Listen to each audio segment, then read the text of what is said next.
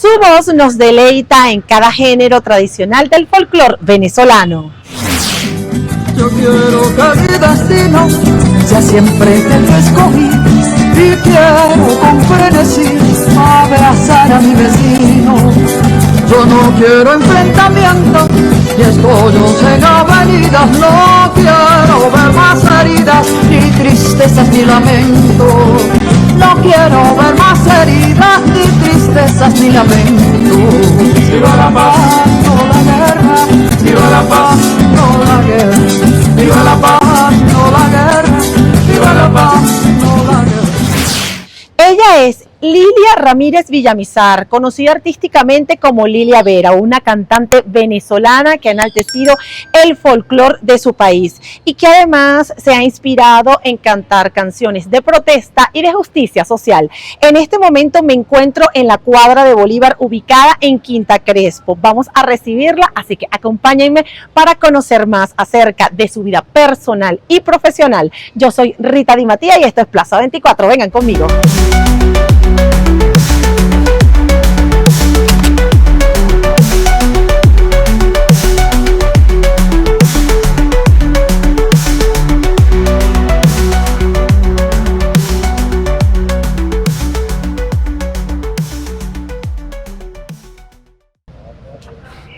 Ahora sí, me encuentro con nuestra invitada especial el día de hoy. Gracias de verdad por dedicarnos su tiempo tan valioso para hablar acerca, bueno, un poco de esa vida personal y también profesional que ha tenido una trayectoria tan importante dentro de la música tradicional venezolana.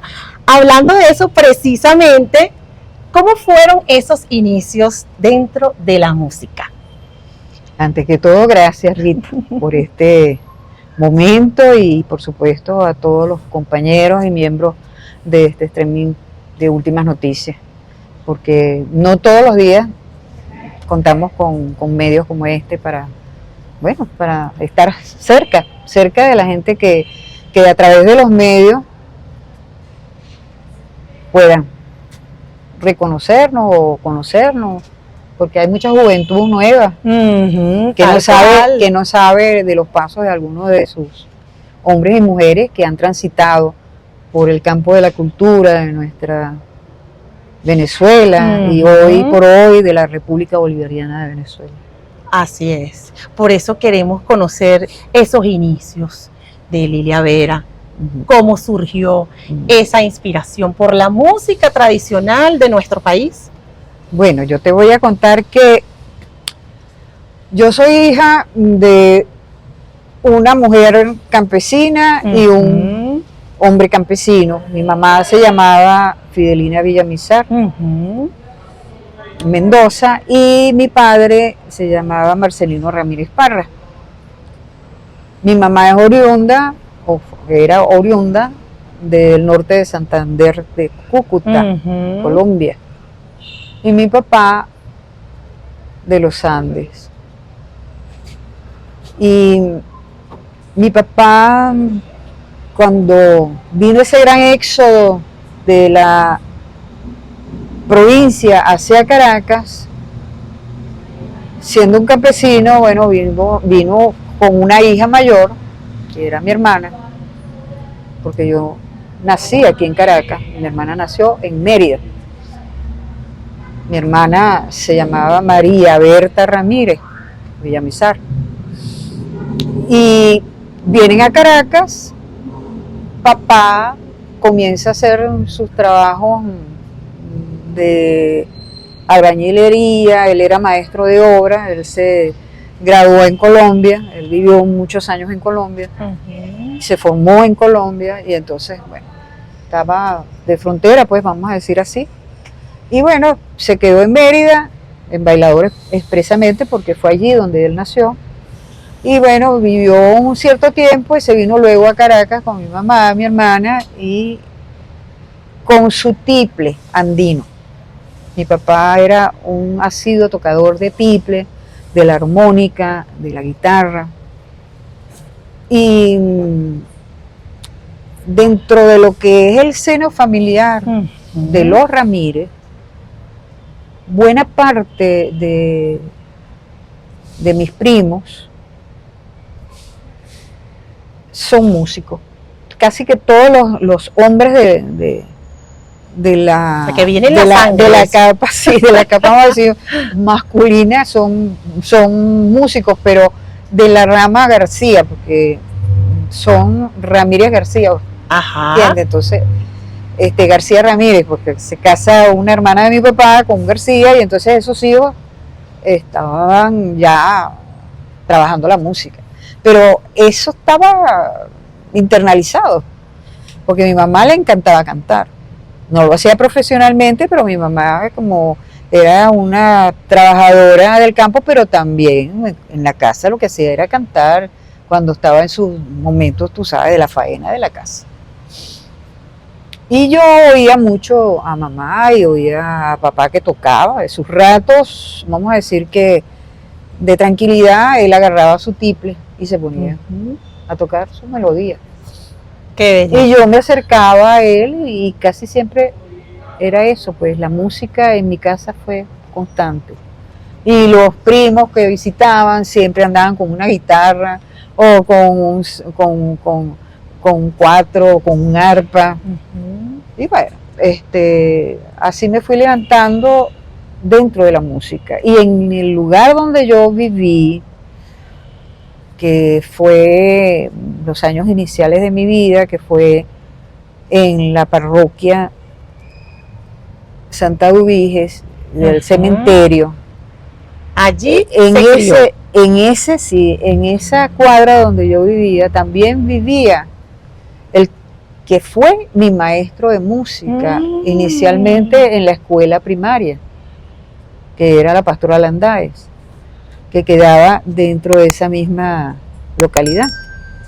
Y ese personaje era uno de los grandes músicos y muy querido dentro de la música popular venezolana, que era Ángel Guanipa. Ángel Guanipa era maestro de las escuelas graduadas, yo al menos conocí del grupo que él era maestro, como 2 o 3 estudiantes que eran de distintas escuelas graduadas. Y en este caso, bueno, él hacía los eventos musicales y siempre pasaba por la casa en la primaria. recogiéndome para llevarme para la escuela. Porque, y llevaba mi 4, que era más grande que yo en ese entonces. Tenía como 7 años. Sí, más o menos. Y entonces él siempre me acompañaba en las actividades musicales. Yo era el primer chicharrón, coloquialmente hablando, ¿no? Claro. Yo cantaba, tocaba, ¿Bailaba? Sí, bailaba, pintaba en las carteleras de la escuela. Era la primerita, como yo era delgadita, siempre estaba en la parte de gimnasia y entonces me ponían, tú sabes, de primerita. Yo era todo un atleta en ese entonces, era una chaparra, pero bueno. Esa actividad era la que a mí más me encantaba. En la escuela como tal no me iba muy bien, porque yo era floja para estudiar. Eso sí, pero para la música fui muy, bueno, era algo que me llenaba, era mi refugio musical. De hecho, esa infancia, cuando ya llegó a la preadolescencia, a la adolescencia, esa actividad musical me ayuda a mí a muchas cosas, porque dentro de esa configuración que te estoy contando, de los encuentros con el maestro Ángel Guanipa, recuerdo mucho que hubo, bueno, lo que llaman en algunos lugares un nombre muy feo, certamen musical, festivales de la voz, concursos y todas esas cosas. Entonces, claro, la primerita que iba por la Pastoral Landáez era yo. La primera que se anotaba. Sí, no me anotaba, me anotaban, porque Ángel Guanipa decía, aquí llevo mi gallo, y yo llevo mi gallo. Y habían otras escuelas graduadas donde estaba, por cierto, Tania, la compañera que canta la música colombiana también, que está aquí, que la conoce mucha gente. Y bueno, éramos como que las dos representantes de esas actividades que Ángel Guanipa lograba realizar. Eso en términos generales es lo que te puedo contar para no seguirte contando más. Pero ahora bien, dos hermanos, o sea, son dos hijas de esta familia. ¿Tienes más hermanos? ¿Cuántos son? No, ya, esas son mi hermana, mi única hermana, Ajá. que fue para mí mi hermana como una mamá, porque ella es mayor que yo, 7 años, ya ella falleció, ya ella no está aquí en este plano, pero ella siempre cubría la parte de donde, ¿sabes? Como hermana mayor, vamos para tal parte, vamos para acá, te llevo para allá. Ella era la que me realizaba por ejemplo, había un acto cultural en la escuela, Ajá. y entonces decían, ay, mira, que vamos a hacer, qué sé yo, el San Juan. Ajá. Entonces Berta hacía el traje que yo me iba a poner para el San Juan, cosa que yo aprendí como manifestaciones de la tradición a través de Ángel Guanipa, que como maestro de la música, él me enseñó. Yo digo que él ha sido mi maestro espiritual en cuanto a la parte musical, porque él me dotó a mí de mucha información para esos años. Entonces, de 7 a 11 años de tu vida pasaste por una cantidad de gamas, que era cómo hacer una cruz de mayo, por qué se realizaba, cuáles eran los eventos del año con la música y la cultura en general. Entonces eran aprendizajes muy importantes, muy valiosos, yo los adoraba. ¿Y cuánto tiempo pasó para grabar ese primer disco? Mira, yo a los 21 años grabé mi primer disco. 21 años. A los 21 años me llamó un grupo de profesores de la Universidad Central de Venezuela. Y de allí me hicieron saber de un compositor que era trabajador de la universidad, que se llamaba Otilio Galíndez, y que le querían hacer no solamente un reconocimiento, sino que él era un compositor muy valioso, y el estudiantado y el profesorado querían hacerle un disco. Y junto con Juan Carlos Núñez, el pianista, nuestro maestro Juan Carlos Núñez, que falleció lamentablemente hace ya un año aproximadamente, se realizó ese disco, que se tituló Pueblos Tristes, que fue una de las primeras canciones que yo canté de Otilio y que nunca he dejado en mi trayectoria de cantarla. Es muy rara cuando no la canto en recitales, porque a veces a uno lo llaman a eventos donde te dice, es una sola canción y es tal. Entonces no puedo cantar Pueblos Tristes, porque siempre cantaría Pueblos Tristes, porque es la que siempre me acompañó. Bueno, ¿y qué te parece si para despedir este bloque, porque ya nos toca despedirlo, cantas un pedacito de esa canción para recordar? Eso no estaba en el programa. Bueno, vamos a ver. ¿Qué piensa la muchacha? ¿Qué pila y pila? ¿Qué piensa el hombre torvo junto a la vieja?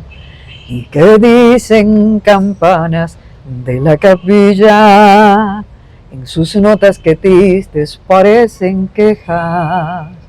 Esa luna que amanece alumbrando pueblos tristes, que de historias, que de penas, que de lágrimas me dice. ¡Guau! ¡Qué belleza! Ese es nuestro Otilio Galíndez. ¡Qué hermosura! Y con esta canción nosotros ya venimos con más de Plaza 24.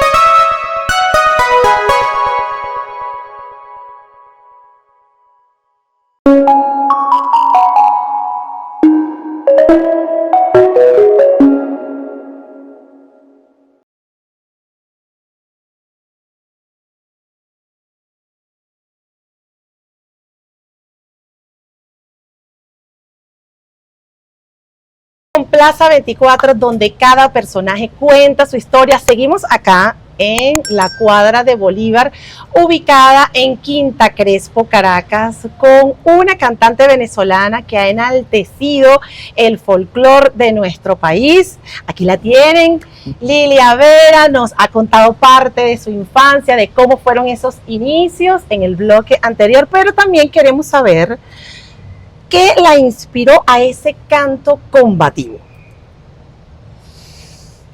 Bueno, eso trae una data larga. Ajá. En mi familia, como te conté anteriormente, el papá era un instrumentista, un tocador de varios instrumentos, pero que ideológicamente, ¿verdad? Su postura ideológica siempre fue un hombre de izquierda. Papá venía del Partido Comunista de Colombia y por supuesto lo que fue su juventud, parte de esa juventud. Y cuando él está aquí ya en Caracas, él levanta a su familia bajo ciertos preceptos políticos que eran para la época de ese momento bastante difíciles. Te digo que voy a empezar a hablarte de los años 60, porque yo nací en 1951, un 19 de octubre, y por supuesto eso fue una década, casi que una década, en la que yo compartí ese canto que a mí me nacía hacer a través de lo que papá inculcó y de lo que Ángel Guanipa me inculcó con la tradición, pero que ya para los años 60, 65 o 60, 62, 63, ya yo comenzaba a cantar canciones que yo le escuchaba, vamos a decir, de la tradición a otros grandes artistas de la música popular venezolana, hombres que toda la vida admiré y que luego ya de mujer, ya adulta, ya hace como unos 20 años para acá, o quizá 30 años para acá, pude compartir escenarios con ellos, como fue Rafael Montaño y doña Magdalena Sánchez, por nombrarte algunos de los que yo desde niña admiré. Pero me toca una franja difícil, y perdóname que me vaya del tema momentáneamente, porque a mí me toca una fase de mi vida en donde mi papá y mi mamá se enferman de tal manera de que la que sale a trabajar a la calle soy yo.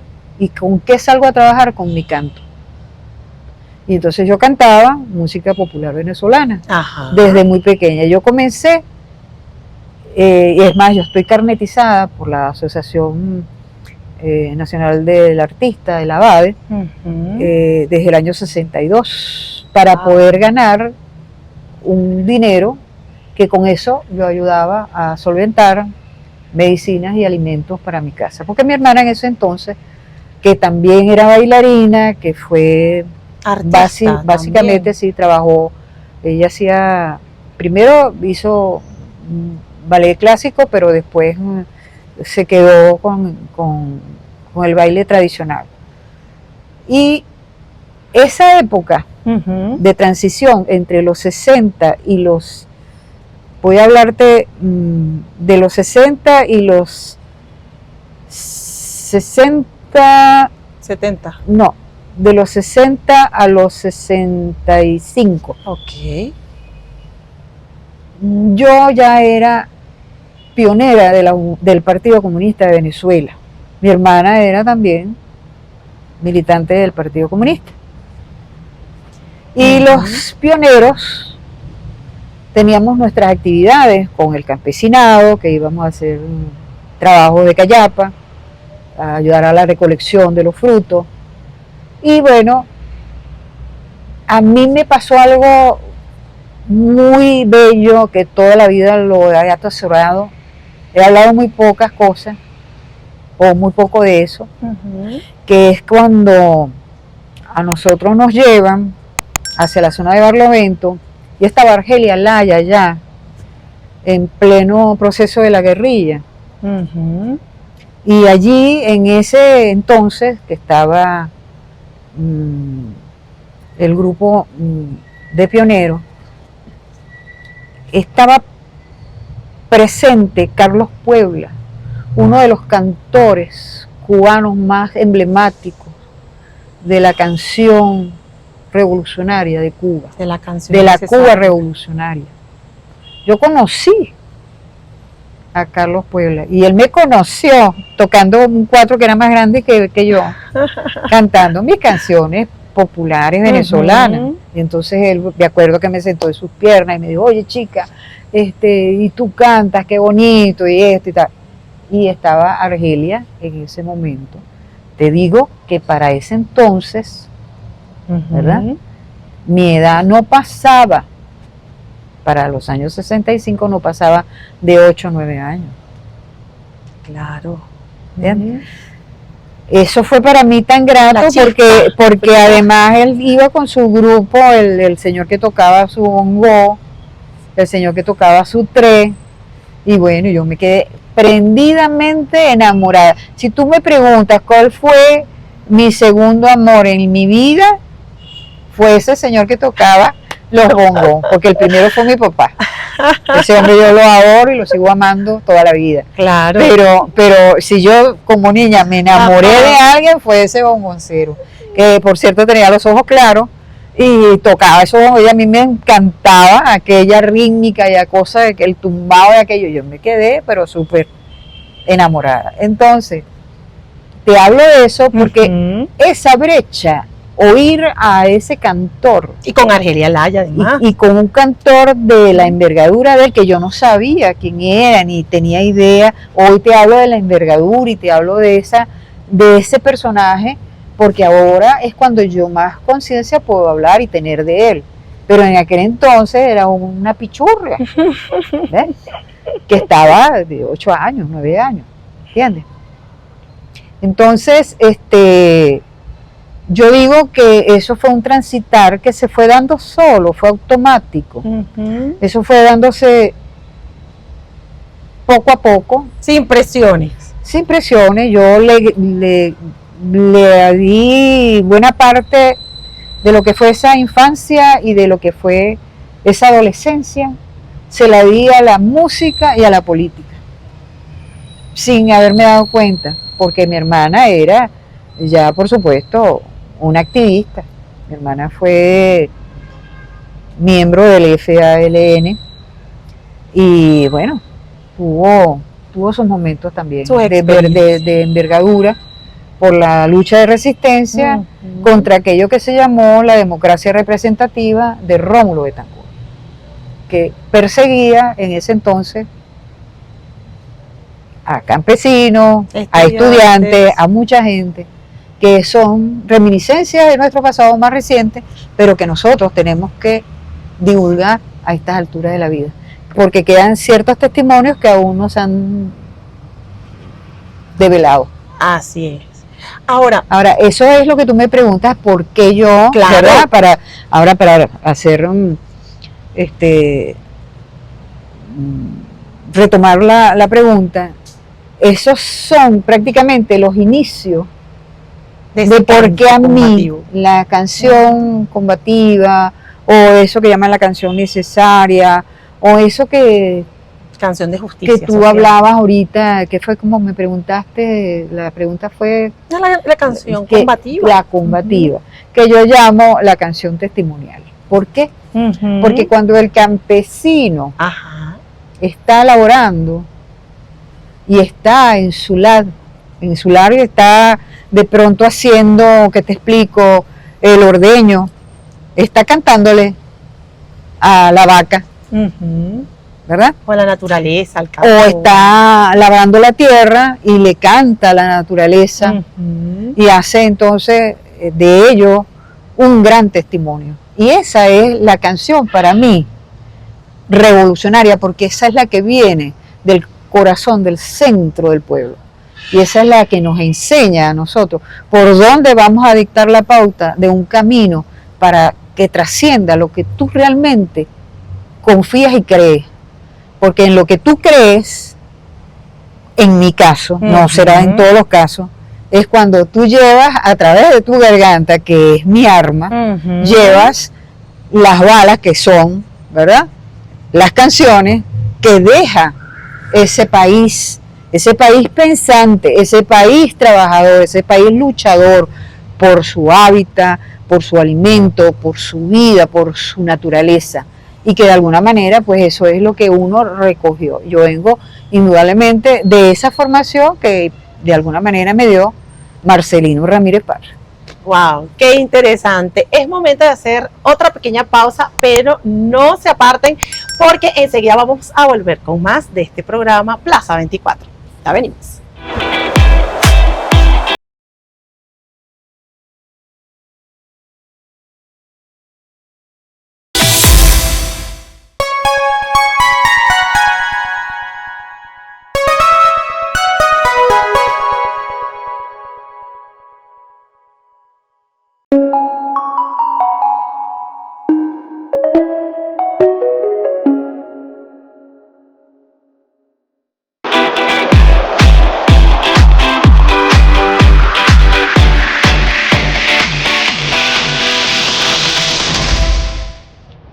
Continuamos con Plaza 24, donde cada personaje cuenta su historia. Seguimos con nuestra invitada Lilia Vera, cantante venezolana que además tuvo un reconocimiento como madre cantora de Venezuela.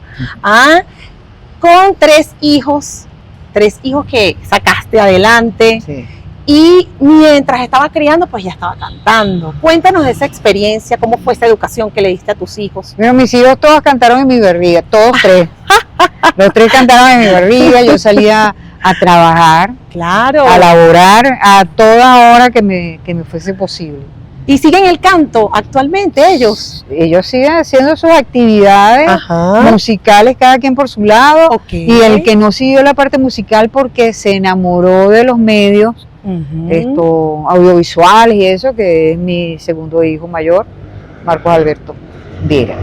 Y bueno, Alfonsina Vera, que Qué está hermoso ese nombre, Alfonsina. Me trabajando con gusta. su cello y dando clases de música infantil. Qué Sí, bueno, ese nombre se lo puso un grupo de amigos cuando ella nació. Alfonsina. Sí, porque yo cantaba mucho Alfonsina y el mar.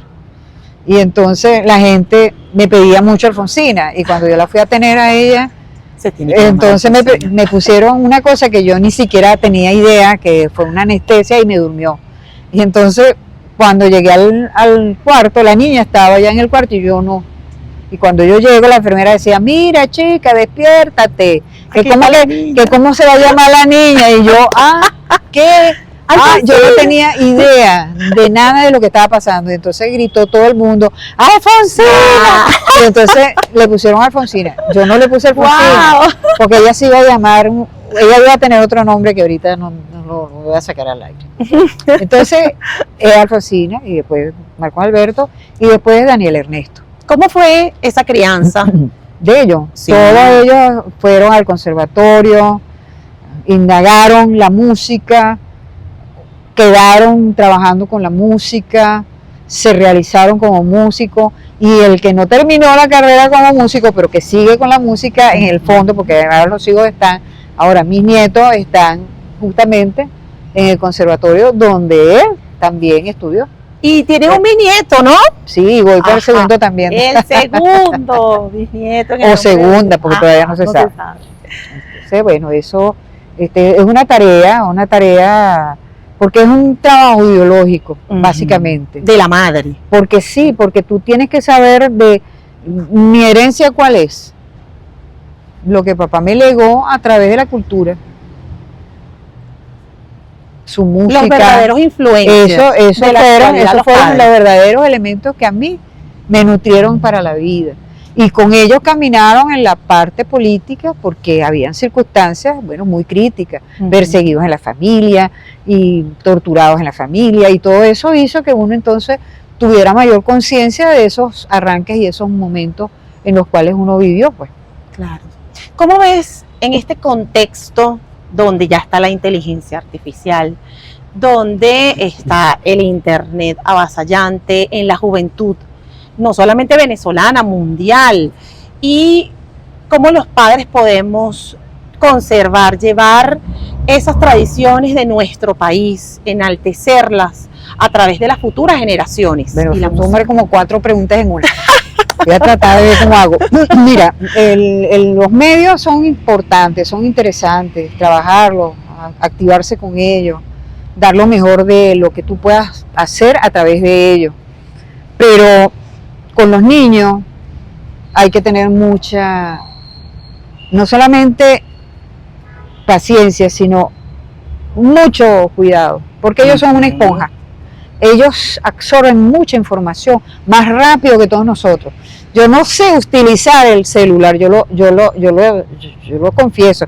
Yo uso el celular para algunas cosas, escribo y hago y hablo y mando emoticones y cosas de esas.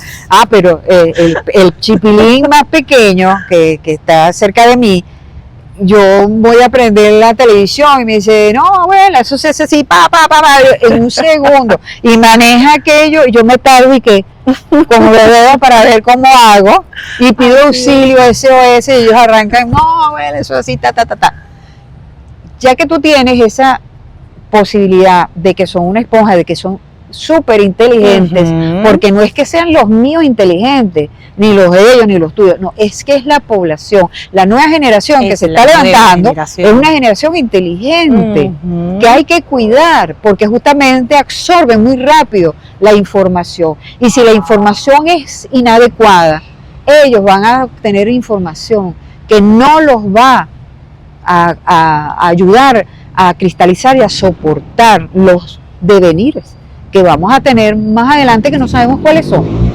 Nosotros en este momento estamos asediados por una guerra, y no es solamente una guerra de que nos estén amenazando y nos hayan puesto todas las cosas que nos han puesto, sino que es una guerra cognitiva, y que esa guerra llega a ellos también, ¿entiendes? Porque en la medida en que a uno le llega eso, uno también, sin darse cuenta, está destilando esas llamadas de emergencia que los niños van captando. Y entonces es ahí donde uno dice, ojo, hay que estar pendiente de esa población que se vaya levantando con mayor sanidad intelectual y mayor sanidad para que pueda subsistir en el presente y en el posible futuro. ¿Y por qué te digo esto? Porque hay muchas cosas que en estos momentos uno dice, mira, las redes están haciendo muchos trabajos, unos medio bobalicones, otros muy interesantes, pero ¿cómo hacer para que un niño a través de la cultura se logre, haga suyo elementos que le conciernen, que tienen que ver con la tradición, a través de la información que le da la familia, la escuela, el lar donde es la comunidad, lo que pueden desarrollar dentro de ellos, actividades culturales, deportivas, todo ese tipo de cosas, pintura, plástica, música, y que lo puedas transformar y que ellos lo puedan ir elevando, porque la información les va a llegar por la televisión, por los amiguitos, por cualquier vía le va a llegar ese tipo de información. Entonces eres tú la que tienes, o su papá, el que tiene que estar ovisor, porque tú tienes que ir encaminando, ¿me entiendes? Con libertad, darle la libertad al pensamiento. Yo creo en el respeto a los niños, al niño que tú educas para que piense, para que razone, para que tenga un para que crítico. Haya una transformación del individuo a mediano plazo. Y yo creo que eso es parte fundamental de la nueva sociedad y de la nueva juventud, que tenemos niños de 12 años que dan unos mítines y que dan unos discursos, y lo podemos ver cuando nosotros vemos a Maduro cuando los pone a hablar, y aquello yo me quedo divinamente impresionado. ¿Tú me entiendes? Porque yo hacía quizás eso a los 16 años, pero hoy lo están haciendo a los 12 años. ¿Y quién fue Bolívar? Ya que estamos en un lugar tan hermoso como este, la cuadra de Bolívar, en la casa más hermosa que pudo haber tenido nuestro libertador, donde le dieron las primeras enseñanzas, Simón Rodríguez, Andrés Bello, todas estas cosas que él vivió, y que nosotros digamos, oye, qué impresionante, un hombre de esa edad salió a libertar países con un criterio. ¿Quién lo ayudó y quién lo orientó? Simón Rodríguez, un hombre que le dio capacidades a desarrollar y las desarrolló. Entonces yo creo que nosotros, todos los niños son inteligentes, hasta aquellos que dicen que tienen condiciones, son más desarrollados y más inteligentes. Entonces hay que tener cuidado con lo que tú le pones en las manos a los niños. Eso es lo que yo creo, que hay que cuidar a nuestros niños y a nuestra adolescencia para que logremos esa sociedad que amamos tanto, que yo sé que vamos a tener, porque yo creo en Venezuela, yo no creo en la guerra, yo creo en la paz, yo vivo por Venezuela, yo me hago sentir a través de ese discurso, porque yo sí creo que nuestra patria merece lo mejor, porque es un pueblo lindo, hermoso, libre y libertario. Y ya para finalizar, porque nos queda poco tiempo de programa, precisamente de esto que está comentando, cree en la paz, ¿cantarías por la paz de nuestro país? Totalmente, yo vivo cantándole a la paz. Recientemente hay un video que se colocó justamente ayer, Ajá. que tiene que ver, la letra es de Rafael Ramos Nápoles, alias Pajarito, que es un gran decimista venezolano con grandes títulos en esta característica y música mía, que es una gaita de tambora, y está por los medios ahorita, pero yo creo que sería bonito que si tú quieres agarres una parte de eso. Ahora le digo al compañerito que anda conmigo que te lo envíe para que si quieren usen una parte de ello como parte de esto que me estás preguntando, porque sí, yo le canto a la dignidad de nuestro pueblo, por la paz, y yo tengo algo que creo, porque cuando a nosotros nos voltearon la bandera y nos quitaron los colores de nuestro tricolor y nos las pusieron negra, y cuando salieron a la calle a hacer los desastres que hicieron, los desmanes que hicieron, a matar jóvenes, a matar gente porque se parecían al color de Chávez, porque eran personas que no merecían el respeto de una cierta población venezolana, que eso es lamentable, que se haya llegado a eso, que haya una cultura fascista dentro del sentimiento venezolano. Eso es grave, porque el venezolano siempre fue y ha sido solidario, una persona solidaria. Por eso yo digo, en el tema que compuse de mi pueblo, que tiene mucho que ver con la dignidad, y que tiene que ver con la respuesta hacia las 8 estrellas de nuestra bandera, porque hay una población que quiere desconocer una realidad que fue la realidad. Bolívar libertó 8 provincias, y esa es una realidad. El que no la quiera, pues lamentablemente. Dice, la dignidad de mi pueblo, solo su amor, su alegría, esperanza corajuda para América Latina. Ahí ¡Qué belleza! ¿Dónde podemos conseguirte, además de YouTube, redes sociales, breve, allí ese mensaje de proyectos que tendrás? Tengo varias cosas que ya han caminado, están paralizados. Bueno, porque la situación en Venezuela económicamente ya lo sabemos todo, pero sí, hay proyectos y hay cosas, ahí vienen cosas, hay música. Así que estén pendientes. Hay música porque hay muchas cosas por grabar, y hay un trabajo que es el que más reciente, que creo que así se va a llamar el próximo trabajo discográfico. Yo canto por Venezuela, yo quiero por Venezuela, por favor, que habla de la paz y no la guerra. Así mismo, que fue el que te comenté, que es de Rafael Ramos Nápoles. La letra y la música es mía. Hay que buscarla. Sí. Gracias, de verdad. Gracias. Dios bendiga esa lucidez, esa salud, y bueno, que sigas adelante. Gracias, bebé. Que Dios te bendiga, de verdad. Gracias por todas tus enseñanzas, por el valor que le das a nuestra música venezolana, por tu talento, por tu trayectoria. Gracias, Rita, bella. De esta manera vamos a despedir este espacio. Yo soy Rita Di Mattía y esto fue Plaza 24. Será hasta una próxima oportunidad. Chao, chao.